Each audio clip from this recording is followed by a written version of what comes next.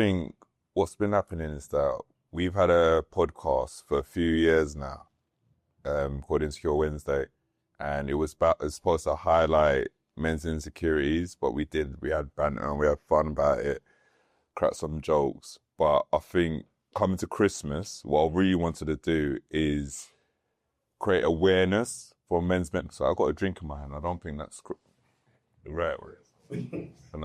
Incident, really. Aki. Yeah, I think what I wanted to do is like bring the band back together, so to speak, and add a few new people, to get a different scope of people with mental health issues, and to create awareness behind it, especially around this time. As you can see, I'm not really good with doing this, putting it on the spot, so can I pass it back to you, the host? Yeah. Thank you for the rundown, man. Thank you. What I want to do is I do want to get the panel to introduce themselves. So we start with you, sir. Awesome. I'm Moses. I go aka King Shay. Long story to that, but I host the King Speak podcast. So I'm here as a guest panelist on the Insecurre Wednesdays. Looking forward to the session. And yourself, yeah? Cool. I'm JD, one of the original members of Insecurre Wednesday. Like Mike said, we literally started this during COVID just to create more conversations amongst our communities, conversations amongst peers, just to let everyone know like it's okay to not be okay. And definitely throughout the last few years, I felt that certain conversations need to be had, especially amongst black men, because we just don't want to have conversations where you're letting your insecurities out, you're letting yourself be open and vulnerable. Mainly due to our upbringing, like everyone knows the saying of, you know, are you a man or a mouse? No one ever gives you the opportunity to really dig deep into your emotions. So, yeah, that's me. And yourself? Hi everyone, or shalom everyone, my name's Tyreek. I am one of the original members as well of Insecurre Wednesdays. I will save everything thereafter. I ain't gonna do a whole spiel, so a pleasure to everyone. I'm going to keep it succinct as well. Yeah, so I'm Habib. It's my first time here. I've known Mike for a while. And when he told me about the purpose of this, it was very easy to agree to it, because I'm starting a little TikTok momentum now where I'm trying to host panels where we're uplifting each other. So yeah, for me, it was very easy to agree to be a part of this. So yeah. Let's start with breaking generational cycles. Breaking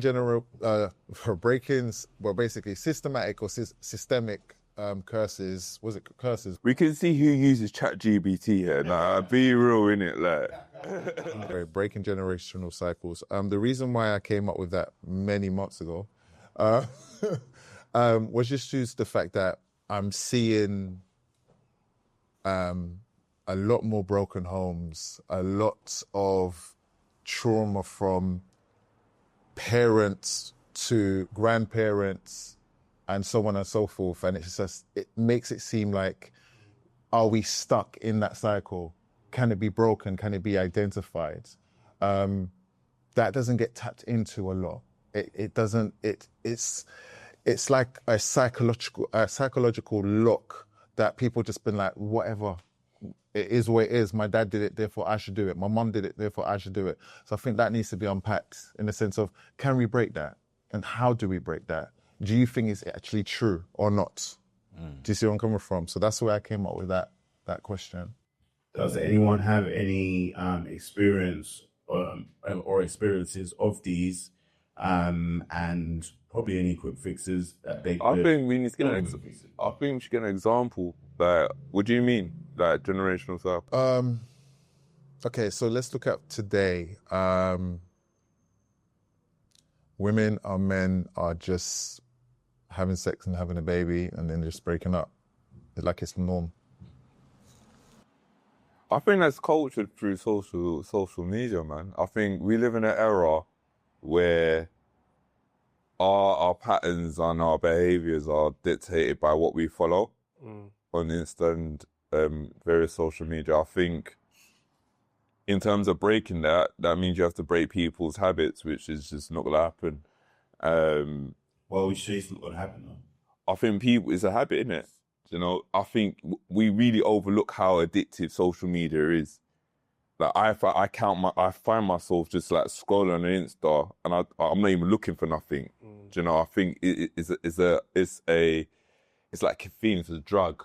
Do you know? It's just a legal drug that everyone's just addicted to. And when like a certain person with influence says something, we kind of follow the trend. And I think where we are right now, as a community or culture, specifically Black culture, I think it's really toxic. I'm not saying men or women, but I think both of us, like both species, have a part to play. But I think it's horrible right now. I don't know how we're gonna break it, if we can break. I think it will get worse, if I'm honest. I think that there's many ways. It's quite multifaceted. I feel like there's so many different reasons why, like, there is these repeated cycles. And I think there's a saying. It said that bad times create strong men create good times create weak men create bad times. And Like that. Can we get some takes and some claps for that? so it's like, it's almost, unfortunately, it is a cycle where if you have a good society, a society that's functioning, there's wealth, there's all these sort of things, they create weak individuals or weaker characters, and then they create bad times. Those bad times create weak men, and then those weak men, and it just becomes a cycle. But I think if you were to blame social media as an entity, I think it's quite hard to do that. I think you need to do the individual. And personally, I think a lot of, from what you're saying about, like, you know, people sleeping with, men sleeping with women and having babies, all those sort of things, I think blame social media as an entity is quite hard to do so, because I think it all starts with individuals. We were never designed to have this much access to people's lives at the click of our fingertips. Like, if you're thinking of it, like, historically, right, communities were like 100, 140 max in a tribe or community. That was your world, right? Now I can see what happens in Timbuktu, and I can say, well, that can happen for me too. And that's not always the case. You know what I mean? But I think it's, in my opinion, I think it is almost as well the secularization of society as well. I think when it's harder to say that because people are like, but there were some sort of principles in place where, like, things like marriage and unity held community together. And now, because we're a lot more liberal. How did we get there? How did we get there? I guess it was with... What's the catalyst that got us there? I think it was lockdown. Huh? I think lockdown. But what I'm saying, what is the catalyst that got us there? How are we able to get... Becoming more secularized. Yeah. I think... Sorry, misunderstood. It was after, like, so in history, there was after, like, the religious cycle, there was called the Enlightenment period, where basically there was things like science, all these things. So now you can see the world outside of God.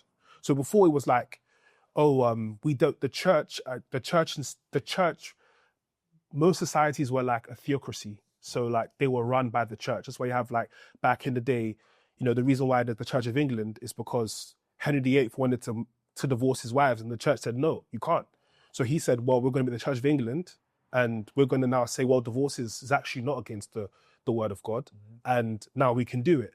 So when we started to see that actually there is loopholes where our free will can come in outside of what God says, and then we had science coupled with that, where it's like, you know, there's the Big Bang Theory, and then there's all these sort of things. It created a world where it's like, okay, you know what, maybe my truth is truth, and not necessarily there is objective truth. Do you know what I mean? It's like there's subjective truth. It's like, now I can say, well, I feel this way. Yeah. I'm going to do what I want to do regardless. And yeah, that's right. I don't really think it can be drawn down to individuals, because everything we know, we've been taught as we've been growing up. The world we're living in now, so our parents show us to go different. That's our primary education, yeah? And we go into, like, schools and all of that. That's the secondary education. So one man's child might know something that I don't know. As soon as I buck shoulders with him, I know about it. Do you understand? So the media push sex. You are. sex is one of the biggest sellers, whether it's in pregnancy, whether it's in marriage, whether it's in children's clothes. It's promoted to us to have babies. That's the ultimate, innit? Get married, have babies, buy a house, and all of this. You understand? So realistically, that what they're talking about systemic habits. A systemic habit for us would be to break away. That's where the individuality comes in. Yeah. So if we know these things, then we start to do differently. But we have to do differently, innit? Yeah, but I disagree in the sense where I don't think we're gonna move forward right now. Not at all. I think hear me out, yeah? I think right now we're stuck. We're stuck with our habits and our behaviors. We're really stuck, and it's been growing, it's been evolving since the internet has been available. It was MSN, there was like chat rooms, you know, taking it back in the days, you know what I mean? Without time traveling a lot, I think currently, yeah, like social media has got us by the neck. Can I ask you a question? And the reason why, sorry, I ain't finished, yeah? The reason why I think that, they've interrupted me and I lost my train of thought. I'll be real, like, they've interrupted me, I lost my train of thought. Oh, what he was saying, he don't think. We're going to move forward. That's another system that's exactly you know, when you don't, you're not believing in something. So what you put out is like the negative version rather than the positive version of how they believe. Just to throw some stats in there, do you know now, especially within the black community, more dads are active within their kids' life than the previous generation? Like statistically, at least 60 to 70%. Yes, it is. Where? How far did you have to go down that rabbit hole to find that information? Not really. If you speak to your peers, then you tend to see that most of them try to be more active in their kids' life. I understand what you're saying, because if you used to ask around this room, how many, for example, black billionaires do you know, the number would be limited. How many white billionaires do you know, the number would be more, because that's more advertised. I think we're deviating to different points. Let me bring it to the center. As much as I'm hearing that, okay, it's down to habits. So, for example, we are predisposed to be that way. It's in our genetic coding. I'll disagree with that. I'll also disagree in the fact that, we are stuck that way as well. What I've come to realize, and I'm going to speak from myself, I have come from a place where I thought I was going to be stuck in my ways. And I thought, you know what? I'm going to lead by my own intellect, my own smarts. Me. And I feel you fail to forget, like, those who believe or don't believe, I'm probably going to sound like that. This world was created by someone, right? And most of us call him the Almighty One, right? God. I believe you can change if you choose to let go of yourself, of your inequities, right? And decide, you know what? I want to change my path because I've been doing this so long and I get in the same dramas, the same issues, the same concern, right? You start thinking with your psyche now and be like, do you know what? Let me take that route instead. And then when you meet someone, you basically have to, as men, you have to have your standards, right? And as your standard, you start saying to yourself, is this woman right for me? No, because she will lead me to that direction. That avoids certain generational, crutches that I'm going to start using as a term. You start being, my dad did that and da-da-da.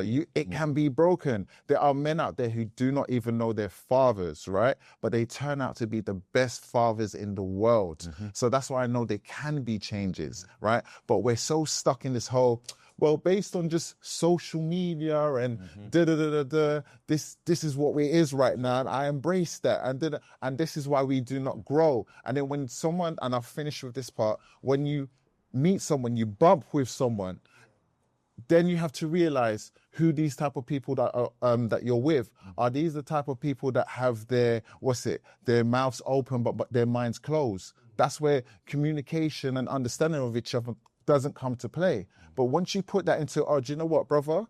This is what I did. And I did that by doing that action, and I did that to do that action. There's something, when you reach to a certain level, your frontal cortex is like, do you know what? Seeing him and he's acting on it, it can be done. And this is why I feel like generational crutches can be removed, but you have to remove yourself from, you can't be your own obstacle. But then, wait, going back to what you said though, do you need to see it in order to be able to be like, all right, cool. Black dads are more active in their kids' lives now. Yeah. Do you need to see it? Yeah, and I use this analogy, yeah.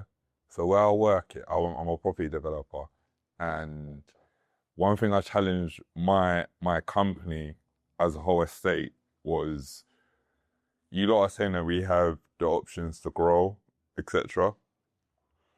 But I look at the leadership team and I don't see anyone that looks like me. You have to visually see it's happening for this to happen. What you lot are speaking about is individuality a lot, okay? Social media affects worldwide, global, correct?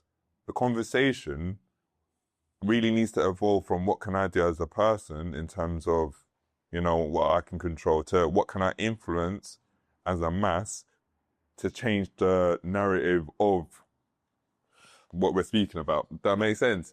And the only way we can do that is not, and I say we're stuck, yeah, because we're using a powerful tool in the wrong way. We're using it in terms, instead of like bringing people together, we're creating division, especially around black men and black women, yeah? If that was influence, right, yeah? What's funny? Now I'm gonna say it's your algorithm, bro. Your algorithm. It's not everyone that's seeing the same thing. I would say if you are not the person that starts Exactly. Yeah. you are like, who are you gonna look up to? Like, Start. Can I answer the question? Someone else gonna look to if you don't start it yourself. Okay.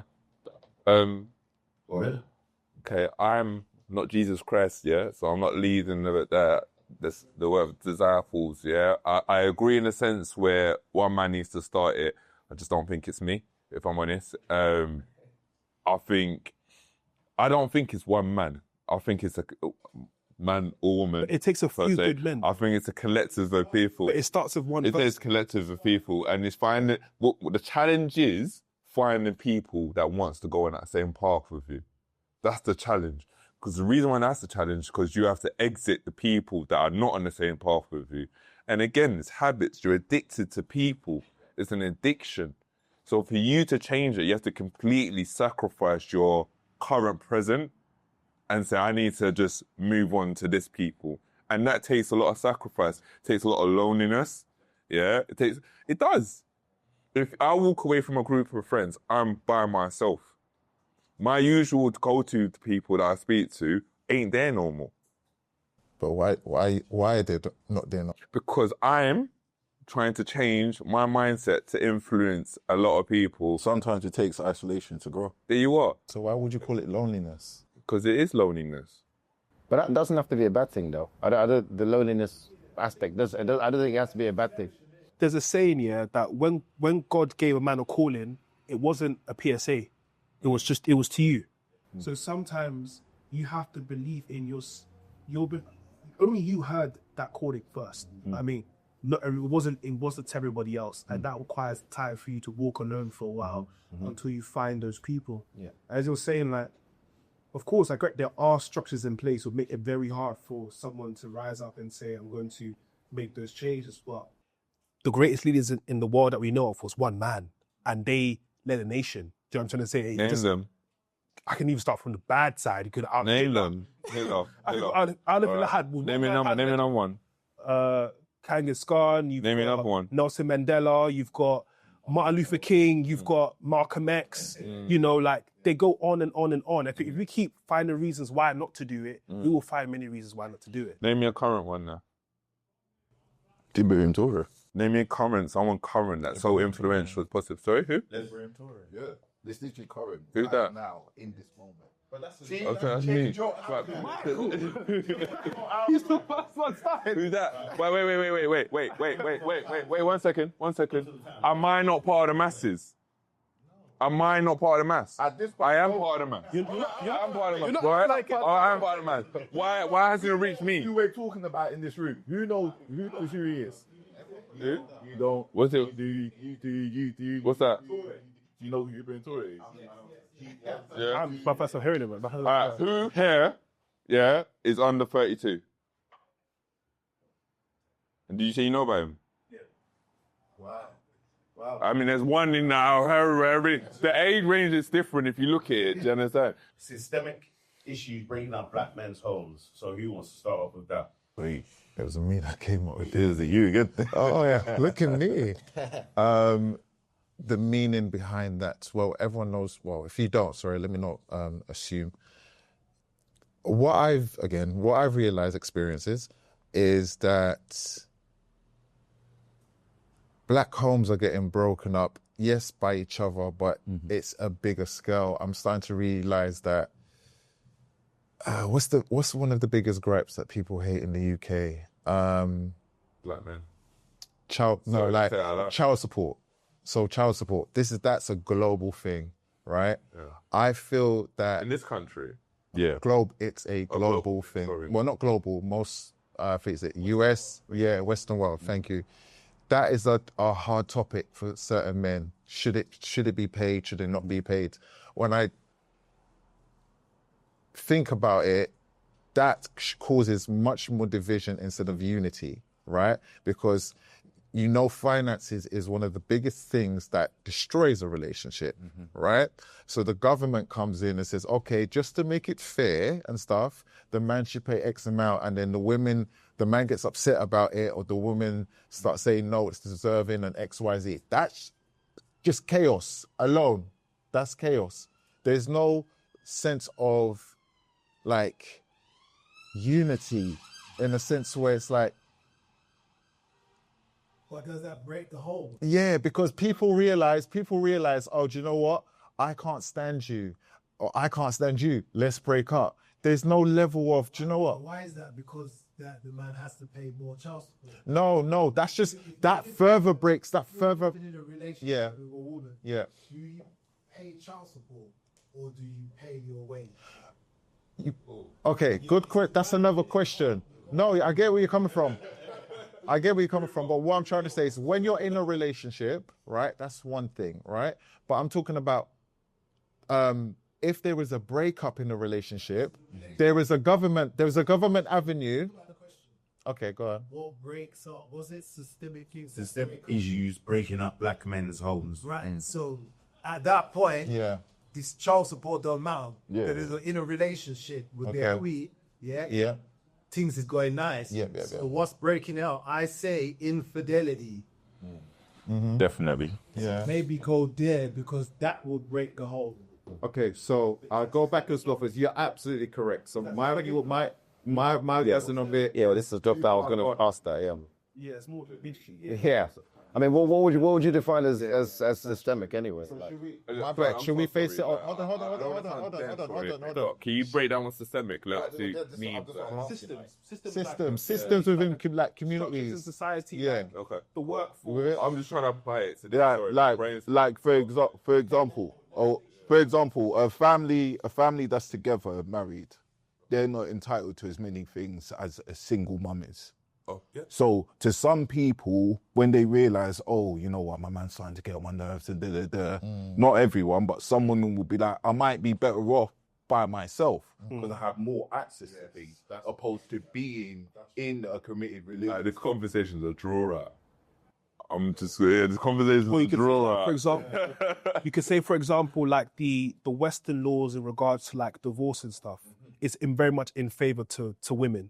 Not, so it's like one of my friends, he recently moved out and he was told that basically he shouldn't really, I'm not sure trying to say this or not, but he shouldn't put his wife's name on the lease for now. Because he was like, what if anything happens and she decides like you guys to separate, she would get the house, like, and you would be encouraged to. And I think maybe are you talking about maybe things like that? I'm just giving an example. Yes, sorry. I should have kept it more modern. I made it too big. Exactly that. Good, exactly that. Yeah. So you always on the right page. I work on. Sorry, my bad. I think with these laws, these laws are so outdated. Like, we're still practicing laws that they did in the 60s, the 50s, they're so outdated that they're trying to apply the laws, but life is. Why are you smiling? Sorry. Well, the laws are outdated, and I think, like you said, in terms of favouring a certain demographic of people, yeah, I think because they apply that law that's outdated, I think we need to have a whole refresh of the laws. If we think about it, just take something, and we'll digress a bit, yeah, but we're still classing, I think the legal age limit should change. I think 16 is too young. For what? For sex, Oh. yeah. And I'm just talking about that because that law still applies, but... Yeah, what should it be? Huh? What should it be? Not 16, it'd be a little bit older. 18, Huh? 20. You answer. I'm curious, bro. You answer, I'm curious of you. There's no question, innit? No, I mean, I've got younger sisters, so I'd always go with like just under 20, I'd say. I've got younger sisters, so that... Daughters, I say 21. Yeah, me too. I was saying 45 for mine. Sorry, but so again, with the systemic, I do think that the law's a bit different and they do support women a lot. I was just calling it as it is. Mm-hmm. But even if we're talking about within the working environment, as a black person in corporate England, it's very hard sometimes to not come across as the aggressive black person in the office, even though your point might be very easily on the same page as your counterparts.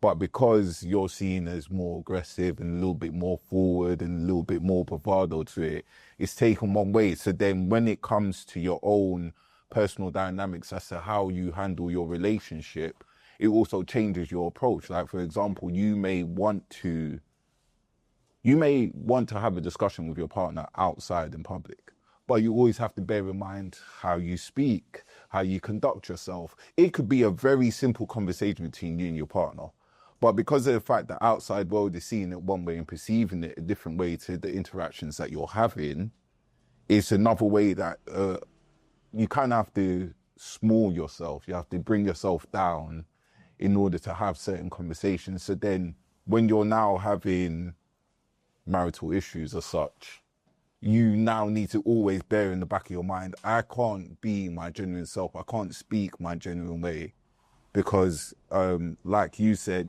if it's a situation to which a neighbor, the police or someone gets involved, you're always going to be seen as the aggressor to it, opposed to the person who's just trying to come up with reason in most cases, if you get what I mean. The law stripped the manhood from the man. That's how it is. I feel like, and from experiences from various people, there's nothing. This is part of the reason why I wanted to have conversation about this, and this is one of the hot topics. Was there's nothing there for men in terms of support. From going through my personal experiences, which some of you are candid to, there's not a number you can call for support. Do you understand? You're literally by yourself. And as I said, like you said, there's just nothing. The government is not there. It's one-sided. It's there to break up the family home. If we move on to, was it masculinity in crisis that you said, or we could figure in, I sure we're looking. Yes. First one, masculinity in crisis. So, was that you then, Tayo? That's me. So the reason why I chose this topic is because this is kind of one of the key pillars, I would say, of my podcast, which is kind of really understanding how masculinity has evolved over the years. And I say evolved because I think the traditional frameworks that held up masculinity has changed. And I think it was more like go to work, make money, provide for your family, sort of just maintain like a level of traditional stoicism in some sense. And I think that's changed now. So I think men are struggling to actually navigate what being a man looks like because those traditional pillars have changed, you know, like... Do you know something, like, sorry to interrupt, but something that I've realised is we've grown up from the previous generations who didn't express their feelings in any way. Yeah. And now we're at a point where we're now, from our partners, being asked, express yourself. Let me know what's going on in your head. But the moment that you do, a lot of men find is, one, you may express some traumas that you've had in your childhood or whatever, any sport traumas that you had, and then your partner throws it back at you, or it's just a thing of you're being called sassy because you're now expressing the emotions that you asked. The buzzwords, isn't it? Let me just finish what I was saying, because I'm gonna kind of touch on that point. But from what the point you were saying there is like the generations, I guess their mentality or their system or masculinity look like, I think is outdated now, because relationships have moved out of function into passion. So it's like before it was like you didn't have to necessarily love your partner. You just had to do what was expected of you as a man. Again, provide, do all these sort of things. But now you've got elements where it's like they want you to be more emotionally invested. Like I don't remember actually seeing my parents ever do Valentine's Day, flowers, anything like that. But I think when you're looking down to the crux of it, the point I was trying to make about how masculinity is in crisis is because I think men don't really understand what is masculinity without performance. Like What do you mean by that? So a lot of the roles we do define us as being men. Provide, protect, lead, all these sort of things. Do the very instrumental, very physical roles that we can all see. But now we're seeing that a woman can also provide for herself. Women have degrees, women have access to, before, back in the day, you were a man because you could provide her a home, because at the time, the laws in place were also a case of, she couldn't get a house in her name. She could only get it in her partner's name, or in her husband's name, in her father's name. So all of those traditional things that made you a man was like, oh, I'll give you a house. I'll provide for you. I'll protect you. But now she can, in America, she can get her own gun. You know, you have money enough, you can hire bodyguards. You know, she doesn't need your money. She has her own money. She probably might even earn more than you. Yeah, I think that kind of ties into why a lot of people in their 30s and above are single nowadays, because the way I see it, as men, I think we need to feel needed by our women. You know, we need to feel like, oh, I'm her Superman, basically. So a lot of women nowadays, and you know, credit to them, because like I said, I've got a lot of sisters and they're all doing very well, and I'm happy for them. But some of my female friends that I know, like they are single, and I had a very honest chat with one of them recently, and I said, yeah, she's a very high earner, and she said to me, look, Habib, I'm struggling to find someone because a lot of the men are intimidated of my success. And I said to her, look, I don't want you to misinterpret that as men are not trying to be with you. Some men genuinely want to be with you, but when they see that you're earning more than them, it's not a case of, oh, I don't want her to earn more than me. It's more just a case, I don't feel as though I'm going to be able to sneak Put it on their insecurities as men. Yeah.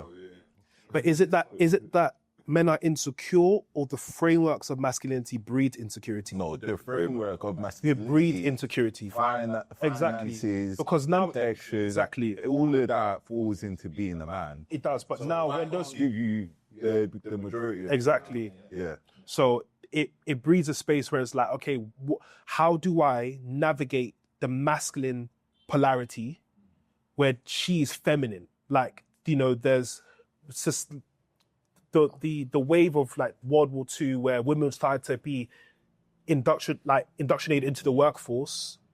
It helped the society grow, but then it also subsidized men's ability to The perform. dated values. Yeah, It brings me back to my first point. Your the dated market values. does go down, unfortunately, because it's like, well, It's tight.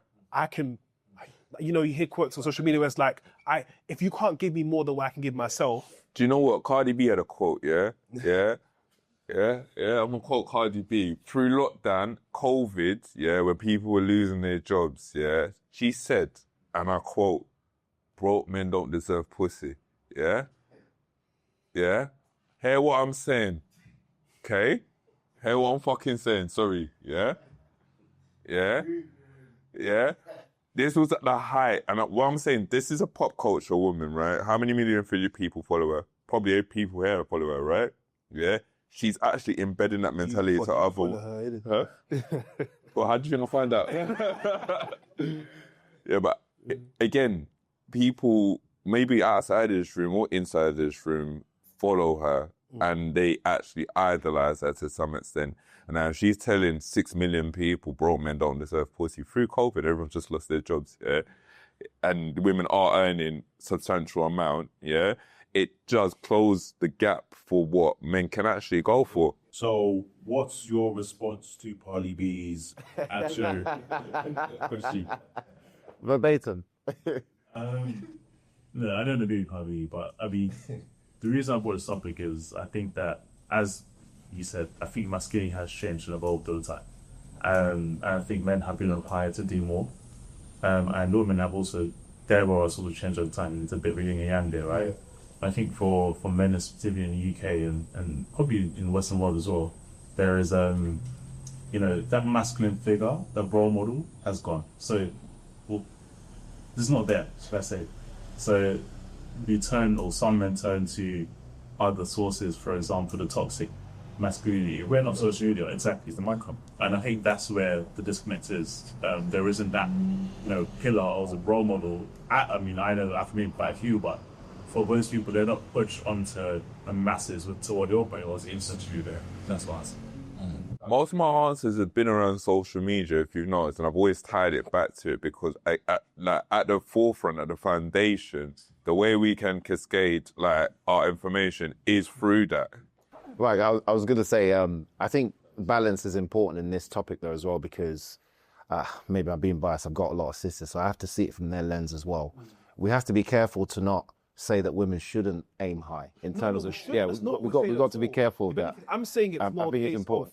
I'm sorry to cut off. I'm saying No. I'm saying it is more a case of we have lost, society has changed, and I think women are far more adaptable than men are, and women have adapted to that change, and we haven't. But at the same time, it's a grey area because, like you were saying, right? It's like women want men to open up, but they've also been taught a level of traditionalism. So sometimes when you open up too much, you stop looking like a man too. Yeah. So it's like. So I said yeah too loud, sorry. They've adapted to becoming a little bit more, they can work and they can still operate, I guess, somewhat in the masculine out there in the workforce, but then come back home and be feminine. But then you are kind of masculine throughout, outside and in. But then when you come home, they want you to be a different type of man. So it's like I remember studying sociology, and there's a term, the new man. So it's like the new man who is, can do all those traditional roles, but then he is a bit more emotionally intelligent and he's a bit more, he wants to be involved in his children's lives because keep in mind, those traditional setups didn't include the man interacting and having a relationship with the children. He was always at work. Yeah, he came home, he slept to sort of recover to go back into the workforce. Good point, man. Do you know what I mean? So it's like, she now wants you to evolve as well, but it's like your standard was not, my dad, all he did was work. You know what I mean? Things and he's an African man, things like how you're feeling, your emotions, they weren't really things that you would address as much. And when they were addressed, it was too late by then. Do you know what I mean? But it's why I say masculinity is in crisis, because like you were saying, that role model, it doesn't apply to this time. It begs the question, what does being a man look like in 2020? There's no Bible, there's no guidance. No. You know what I mean? Where do you get information to be a man? I have my opinions to that. Yeah, let me chime in. There's guidance from everything you've just said and more. The fact that there's two coins in the world. There's two types of people. There's people that feel like this is the top of the ceiling, and there's some people that feel like, you know what, there's something beyond that, right? Yeah. And you have to go through to that stage to go above that. If you're stuck in that ways where, we need another Nelson Mandela, or we need a Martin Luther King or Malcolm X, but they all died, so there's no point being a role model because I don't want to live then that's where you're going to be ceilings. You're going to be ceilings. So there are a lot of people that's realizing that and being like, do you know what? I can do it, but I can do it in a different way. So when all of you was talking about, being, what was it? Being a man. What does it look like? What does it look like? Being actually trying to be a man. There's the westernized way, and then there's the other side. And the other side do it very well. And you realize that when we are on social media, we only see the Western side. We see the Americas, we see UK, we see, do you know what I mean? Certain European countries, but there's a whole other side where there's real men who are kings, princes, prime ministers, and there's a balance But in could you terms of question each that other. there- Could you question that on the Eastern Hemisphere, like outside of the world, that they don't have the progressiveness of the Western side, so they don't face this current issue? No, it's not even that. It's just down to mindset. It's just down to you. I can see something. Remember, we've got so much more. Hold on, but we got so much access into the world. We're not limited anymore. So when you say the question of, oh, do you know what? Can it be changed now? I don't think so. We've got so much more access to understand what was and what can be, right? To say, okay, do you know what? It's actually possible. But you're choosing your mindset to say, nah, because, you know, it's just ain't there. Do you know what I mean? Then you're... You first, mate. Yeah, I mean, One sec, but when you say on the Eastern Hemisphere, what exactly do you mean? so yes, I was going to say. So I'm not trying to challenge what you're saying because I agree. I agree that that there is a possibility to change, and I can share how I think that's possible later. But the question I'm throwing in is like the Western side of the world are a bit more progressive. Like so.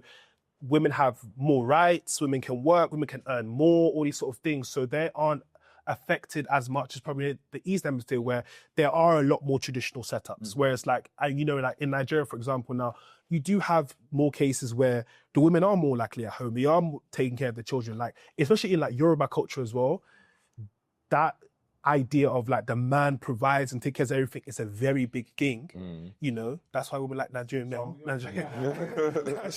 But like, you know, that. But I'm trying to say those setups still there. So I'm asking you, do you feel like this is only a Western Hemisphere issue? Because I don't think they have the discussions over there. I do think much. it's only a Western issue, and the reason why I said I had this conversation with one of my employees, and he said that in Saudi Arabia they incentivize you to get married. I think once you get married, they give you a house or something. I'm not sure that's right or wrong, but that's what they're talking about. That I know what you're talking about. I don't think it's that country, but I know what you're talking about though. Yeah, they incentivize you to get married. Like within the Western communities, it's the opposite. We pay you more if you're single.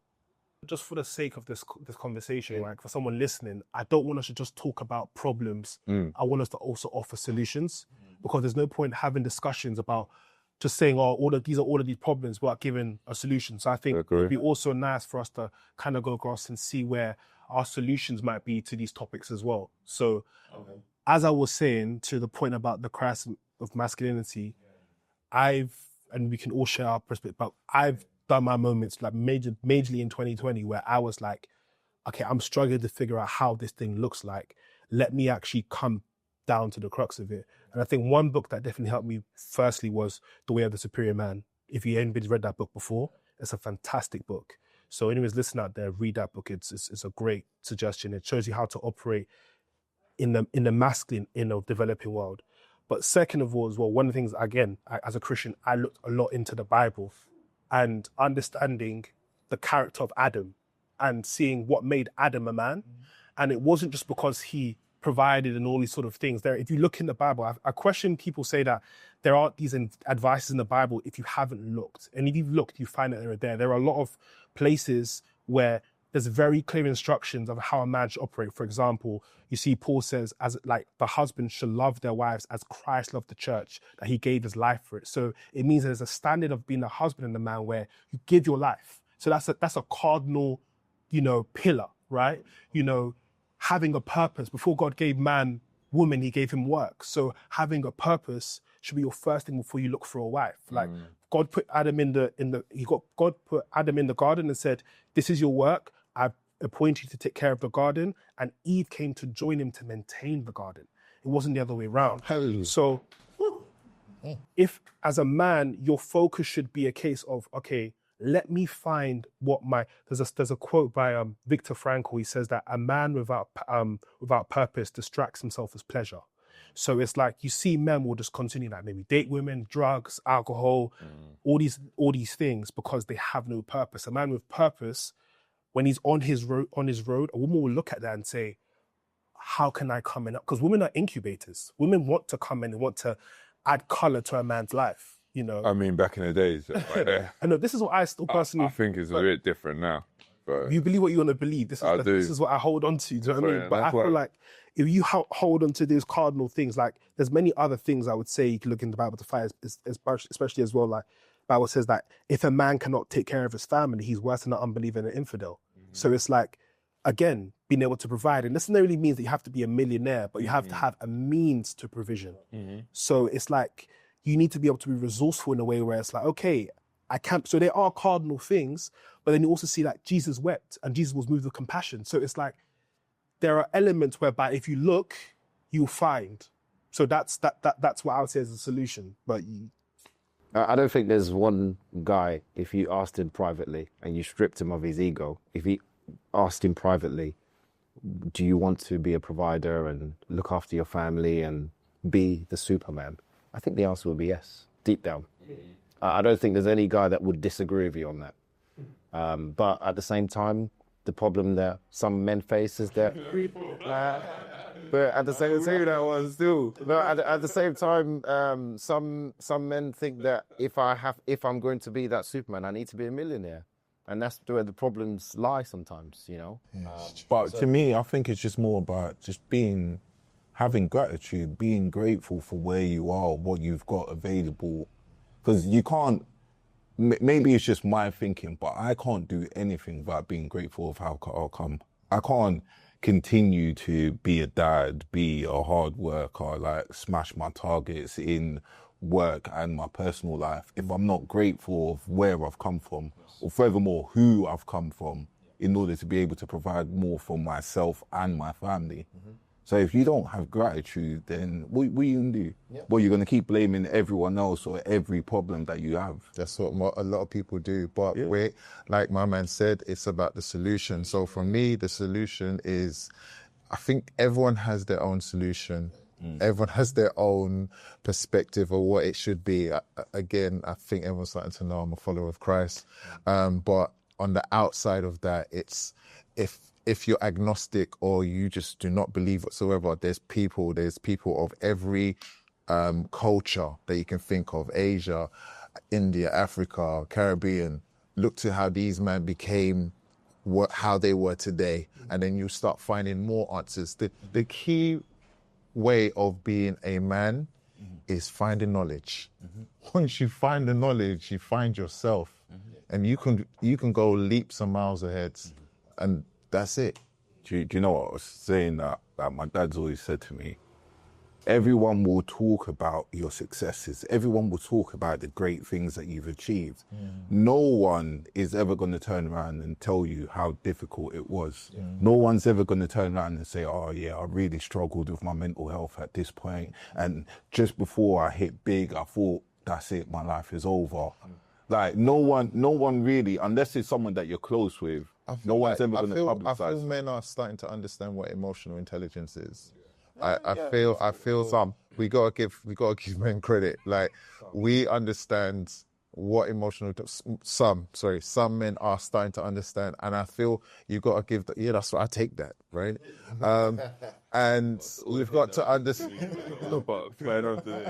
And we've got to credit that to the men. Like, do you know what, woman, respectfully, I'm not even going to argue with you on roads, right? We can take this in-house.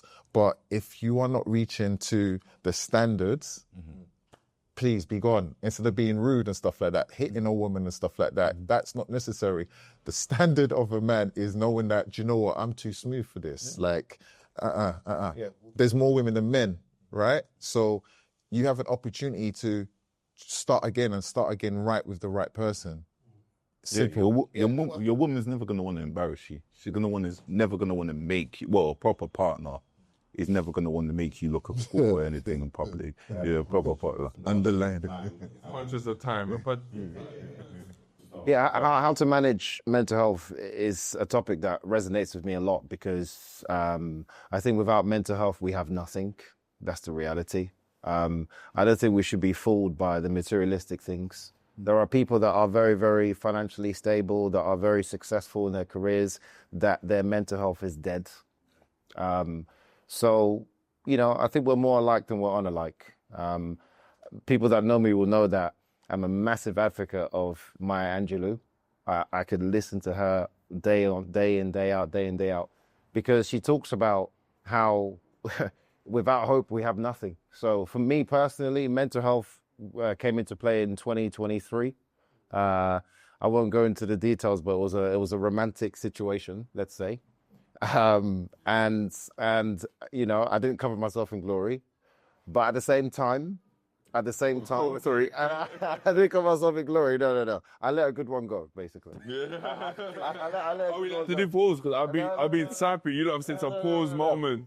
You lot have said some no moments, but I've just been keeping quiet. I let a good one go. And for me, I realized how shallow my mental health was and how insecure I was when she left. Yeah, she had the courage of her convictions to leave, and I couldn't compute that. I just thought, how could she leave me? You know, so that insecure side of me started to come out, and I did go to therapy. I did, and the therapist said to me, We can't help you. well, she said to me, Habib, the pain is still going to be there. It's not going to be fixed overnight. But what you can do is find habits that you can get into to change that way of thinking. And it's a day-by-day process. So the gym is something that's massive to me. And it's not just for the six-pack. All of that is vanity. That doesn't mean anything. Sorry, no one asked if you had six-pack. Sorry. No. I'm not saying me. I'm just saying in general, like, going to the gym, some people think, oh, it's just for the vanity, you know, oh, it's to be in shape and so on. But I think it's so much deeper than that. I frown upon people that say, oh, you and your little fitness thing. There's nothing little about that at all. You know, there's nothing little about that at all. People say that. People say to, not to me personally. Like, I hear it across as you and your little fitness thing. Like, you know, there's nothing little about that, because it takes a lot of courage to get yourself into shape. But mentally, it frees you to find a way to overcome stress and to overcome difficult situations. So for me, that's a topic that's very, very, it's changed my life, definitely. It's changed the way I communicate with people, accountability and all that stuff. So if we can't be open and honest then about our insecurities, and what are we doing here, you know? Yeah, I agree. I think with the added factor as well is like the added stigma with black men, and just like a hyper masculinity as well. So it's like sometimes it's harder for you to come to terms with the fact that, you know, you're not Superman, and sometimes your mental health does struggle a little bit. And there's like an added factor where it's like, if you show any sign of weakness, that you smell a weakness in any way, you also kind of judge yourself even more, because you're kind of holding yourself up to this standard. But at the end of the day, you are just a human being. And I think it's also understand it's like, at the end of the day, you are just a human being. Like, you can struggle in the same way as any other man from any other, you know, ethnic background does, or any other woman or any other ethnic background. It's like, it's trying to break down the idea that you are a human being, and that stuff happens to all of us. Like, your mental health doesn't, like, I think it's been a discussion that's kind of really been like popularized in, I guess, the last 5 years. I think 2020 made people realize like the world slowed down, and it's like your mind caught up with your body, or either way you could say, and you realize that, actually, you know what? I'm exhausted. Like, I've been holding myself, performing or just living on autopilot for so long. I haven't actually questioned, am I happy? And I think it slowed us down. You realize that, am I happy with my life? Am I happy with my relationships? Am I okay? You start thinking about your childhood traumas and how that's affected you. Like, I've had guys that come up to me like why they've struggled to even hold jobs, because they were never told like they're good at doing anything. You know what I'm trying to say? It's like not knowing that's something they've been carrying for years, but because they've just been going on autopilot, they didn't have the time to deal with that. And I think you should see sometimes I heard once that your emotions aren't, they're information. So it's like, they're not instructions.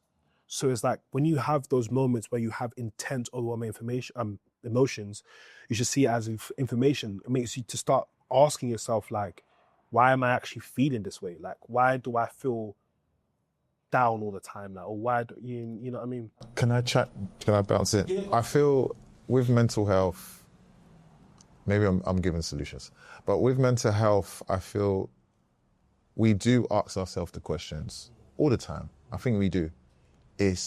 Do we get distracted from the noise? Do we procrastinate? Do we even want to heal that? Could you be attached to the identity? I go by a quote of sometimes you can't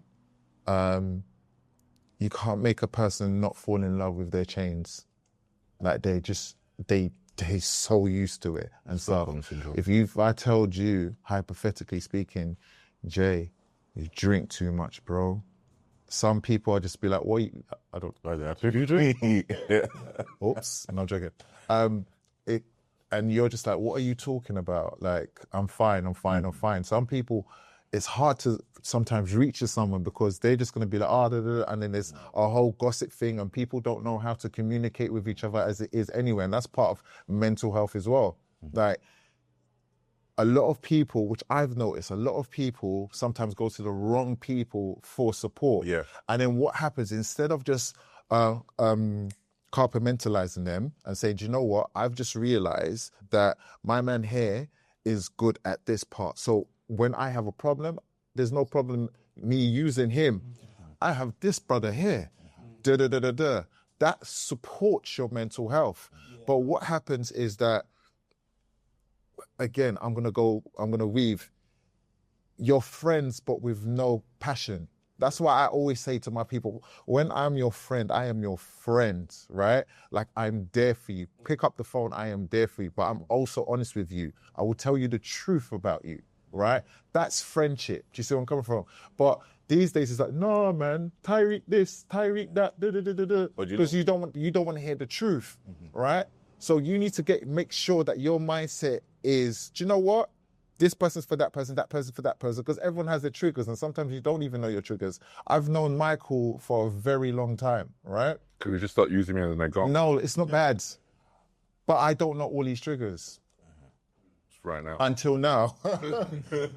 Same with Jay. I'm going to know these brothers thereafter. I hope and pray, right? Yeah. So that's where you start to understand mental health. Yo, I can talk to Tyreek about this specific subject because he's key on that. He's cool on that. Sometimes we don't help ourselves. And that's where that could be an easy fix. Talking like this, we're doing it now. But you know where it is as well? Some people, they don't want to deal with their traumas. They don't want... They're changed. Yeah, they can understand that, yo, I've actually got issues that I need to deal with, but they don't want to face that. And even as you're saying, as a real friend, you're going to want your friends to deal with their issues. You're going to want to see the best version of your friend. Yeah.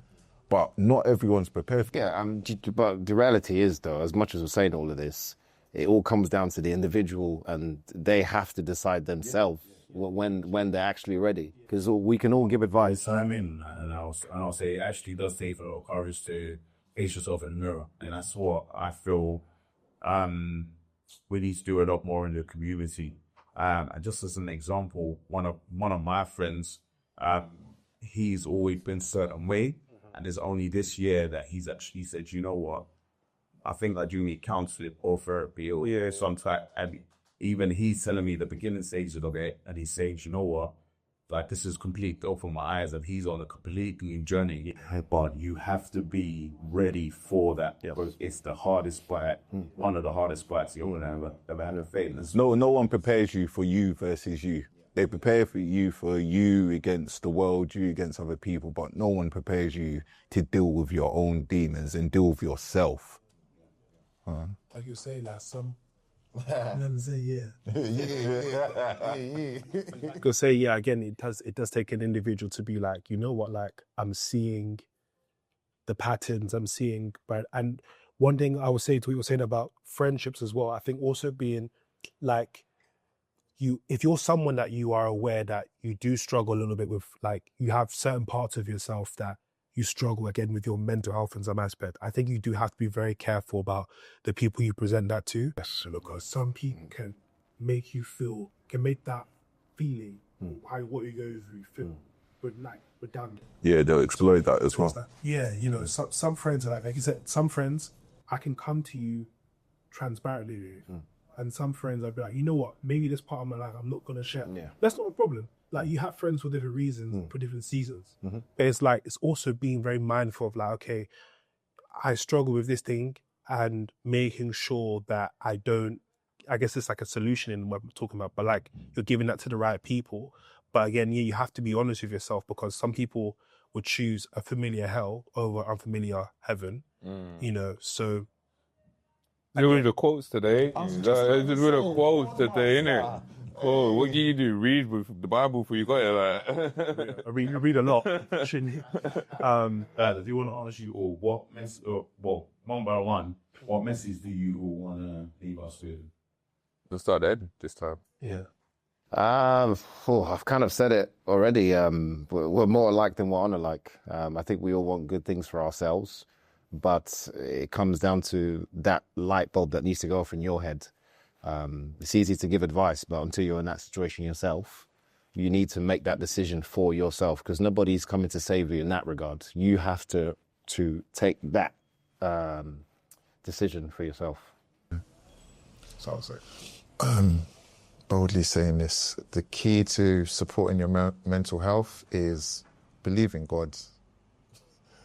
Like, just like literally believe in God. If you can't tap into yourself, you can't tap into a friend, go to God, like just speak to him.